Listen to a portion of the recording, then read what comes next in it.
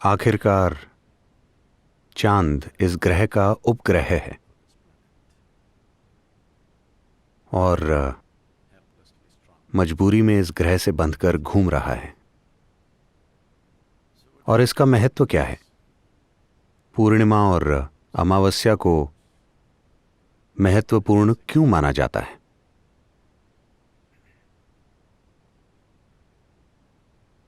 शायद आप में से कई लोगों को पता होगा कि मैं उम्मीद करता हूं कि आप इसे अपने अनुभव की वजह से नहीं जानते होंगे। आपको पता होगा कि अगर कोई मानसिक तौर पर अस्थिर है तो पूर्णिमा और अमावस्या के दिन वो सामान्य से थोड़ा ज़्यादा परेशान हो जाते हैं। क्या आपको ये पता है? आपके साथ ऐसा होता है?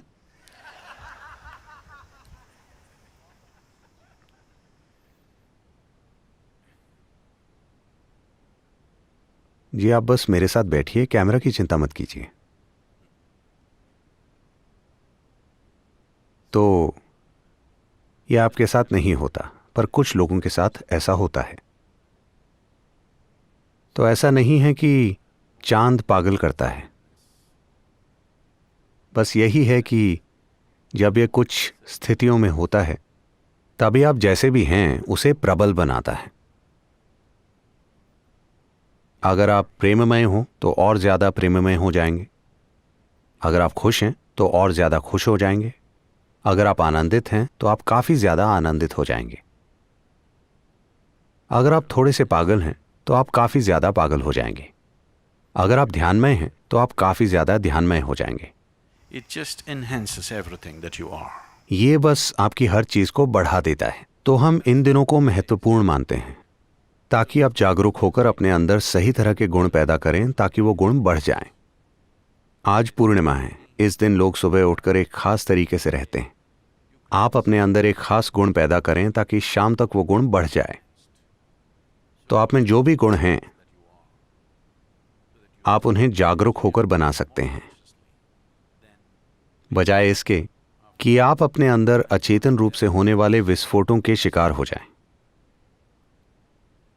तो चांद खुद आपको पागल या ध्यानमय नहीं बनाता। ये बस आपके जो भी गुण हैं उन्हें बढ़ा देता है।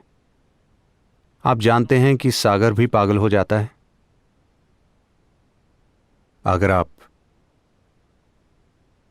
अगर आप समुद्र तट पर तैर रहे हैं तो यह आपके लिए पागलपन है। अगर आप एक बड़े जहाज के कप्तान हैं तो यह आपके लिए वरदान है। लेकिन कुछ होता है, पूरा समुद्र ऊपर उठने की कोशिश करता है। जब सागर ऊपर उठ रहा हो तो यह स्थिति आपके भी ऊंचा उठने में सहायक हो सकती है, अगर आप में इसका इस्तेमाल करने की इच्छा है। और इंसानी जीवन पर चांद का प्रभाव इससे कहीं ज्यादा है। खुद के साथ कुछ भी करना हो तो यह जानना मददगार होता है कि चांद किस अवस्था में है, क्योंकि यह सिस्टम में अलग अलग तरह के गुण और ऊर्जाएं पैदा करता है। अगर कोई जागरूक है तो उसका इस्तेमाल कर सकता है।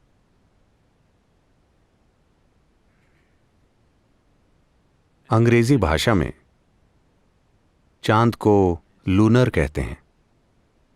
अगर आप एक कदम आगे बढ़ाएं तो आप लूनर्टिक बन जाएंगे।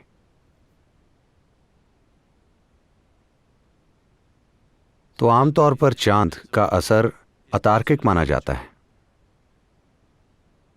किसी भी अतार्किक चीज को आमतौर पर पश्चिम में पागलपन कहा गया है या उन्माद। लेकिन यहां हमने हमेशा तर्क की सीमाएं देखी। तर्क जीवन के भौतिक पहलू को चलाने के लिए बहुत कारगर है। अगर आप व्यापार करना चाहते हैं, आप घर बनाना चाहते हैं, आप दुनिया में सभी चीजें करना चाहते हैं, तो आपको तार्किक होना होगा। इसे करने का और कोई तरीका नहीं है। हमारे साथ समस्या यह है कि बाहरी काम करने के लिए हम ईश्वर को बुलाते हैं, भीतरी स्थिति को ठीक करने के लिए हम तर्क का सहारा लेते हैं। दोनों ही चीजें हमारे लिए काम नहीं करती। तो जब बात जीवन के भीतरी आयामों की हो और अगर आप तर्क की सीमाओं से बाहर कदम रखने के लिए तैयार ना हो तो कभी भी कुछ नहीं होगा। अगर मैं आपसे आंखें बंद करके कोई बहुत ही सरल चीज करने के लिए कहूं और आप यहां बैठकर हिसाब लगाएं, ठीक है अगर मैं ऐसा करूंगा तो मुझे क्या मिलेगा, ये और वो, तो आपके साथ कभी भी कुछ भी नहीं होगा। अगर आपको किसी भी सुंदर चीज का स्पर्श पाना है, अगर आपको ध्यान का स्पर्श पाना है, अगर आपको प्रेम का स्पर्श पाना है, अगर आपको आनंद का स्पर्श पाना है, तो आपको अतार्किक होना होगा। हर चीज तार्किक रूप से ठीक है, लेकिन आपका चेहरा लटका हुआ है क्योंकि आपकी हर चीज ठीक है। आप ठीक हैं, लेकिन जीवन इस तरह से काम नहीं करता। जब आप सुबह उठें, कल सुबह जब आप उठें, तो बिस्तर में लेटे हुए 100% तार्किक रूप से सोचें। अपने जीवन के सभी खूबसूरत पलों के बारे में मत सोचिए। किसी भी ऐसे अनुभव की ओर मत जाएं जो आपके लिए महत्वपूर्ण हो। आकाश में उड़ने वाले पंछियों के बारे में मत सोचिए। सूर्योदय, बगीचे के फूल, आपके बच्चे का चेहरा या जीवन का कोई प्रेम से भरा पल, ऐसी किसी चीज के बारे में मत सोचिए, बस तार्किक रूप से सोचिए। अब आपको वाकई बिस्तर से उठना है। यह कोई छोटा काम नहीं है। क्या यह छोटा काम है? यह कोई छोटा काम नहीं है। और फिर आपको टॉयलेट जाना है, फिर आपको खाना है, भोजन करना है, भोजन, काम करना, भोजन और सो जाना। कल सुबह फिर से यही चीजें। अनुभव वाले पहलू को हटा दीजिए। अपने जीवन को 100% तार्किक रूप से देखकर सोचिए। आपको वही चीजें अगले 30, 40 या 50 सालों तक करनी है। और अगर आप योग करें तो जीवन और लंबा हो जाता है और आगे बढ़ जाता है। वही बकवास हर दिन हर दिन हर दिन। बस तार्किक रूप से सोचिए, क्या ऐसा करने का कोई फायदा है? क्या यह चीज करने लायक है? करने लायक है? नहीं। बहुत ज्यादा तर्क वाले पल आत्महत्या के पल होते हैं। और आप सभी इस तरह से आत्महत्या करते आ रहे हैं। लेकिन इन दिनों आप कोई भी चीज एक बार में नहीं करते। आप हर चीज टुकड़ों में करते हैं। आप आत्महत्या भी टुकड़ों में कर रहे हैं।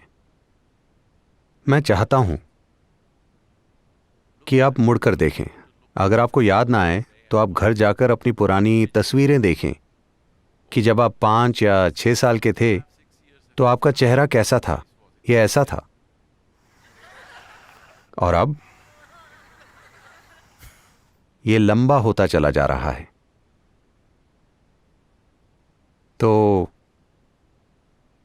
अगर आपको तर्क से बाहर आना हो तो जब तक आप ये काम एक खास तरीके से ना करें तो ये नासमझी लगती है, क्योंकि फिलहाल समझ के बारे में आपके विचार सिर्फ तर्क से जुड़े हैं, है ना? लेकिन कृपया देखिए कि आपके जीवन के सबसे सुंदर पल आपके साथ तब हुए जब आपने अपने तर्क को थोड़ा सा दूर रख दिया था। हां, अपने प्रेम प्रसंग को तार्किक रूप से परख कर देखिए। आपको लगेगा कि यह सबसे बेवकूफी भरी चीज है जो आपने की है। वाकई? हां या ना? हो सकता है यह आपके जीवन की सबसे सुंदर चीज हो, लेकिन तार्किक रूप से इस पर विचार करके देखिए, यह सबसे बेवकूफी भरा काम है जो आप कर सकते हैं। लेकिन यह शायद आपके जीवन का सबसे सुंदर अनुभव बन गया हो। तो जीवन का तार्किक आयाम और आपके अस्तित्व के अनुभव से जुड़ी संभावना एक दूसरे से ठीक उल्टे हैं। तो योग में हम आपको 2 पहलुओं के रूप में देखते हैं, सूर्य और चांद। आपने प्रतीक देखा है, आपने शब्द सुना है हठ, हठ योग। ह मतलब सूर्य, ठ मतलब चांद। तो ये 2 आयाम हैं। इसके कई प्रतीक हैं। आपने देखा होगा कि शिव को आधे पुरुष और आधी नारी के रूप में दर्शाया जाता है। ये सभी चीजें इसी ओर संकेत करती हैं कि आप में एक तार्किक आयाम है और एक आयाम उससे परे है। अगर आप दोनों की खोज नहीं करते तो आप अधूरे इंसान होंगे। या फिर आप आधे जीवन होंगे। तो जब हम आध्यात्मिक प्रक्रिया या योग वगैरह की बात करते हैं तो हम यही देख रहे होते हैं कि संपूर्ण जीवन प्रक्रिया कैसे बने, ना कि आधी जीवन प्रक्रिया। बस शरीर जीवित है इतना काफी नहीं है, आप में हर चीज प्रज्वलित होनी चाहिए। तभी आप देखेंगे कि चाहे कुछ हो रहा हो या ना हो रहा हो, यहां रहना सार्थक है। अगर आप यहां बैठें तो यहां बैठना सार्थक है। अगर आप अपनी आंखें खोलें तो यह सार्थक है। अगर आप अपनी आंखें बंद करें तब भी यह सार्थक है।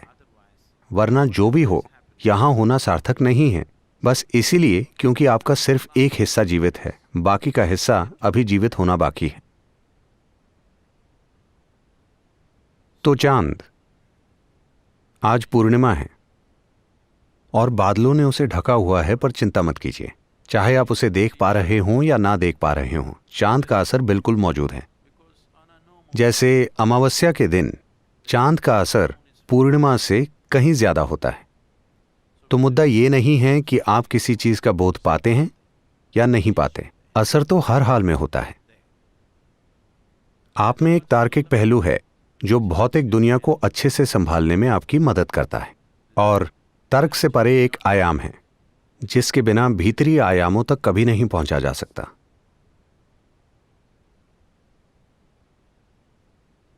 चांद उस तर्क से परे के आयाम का प्रतीक है।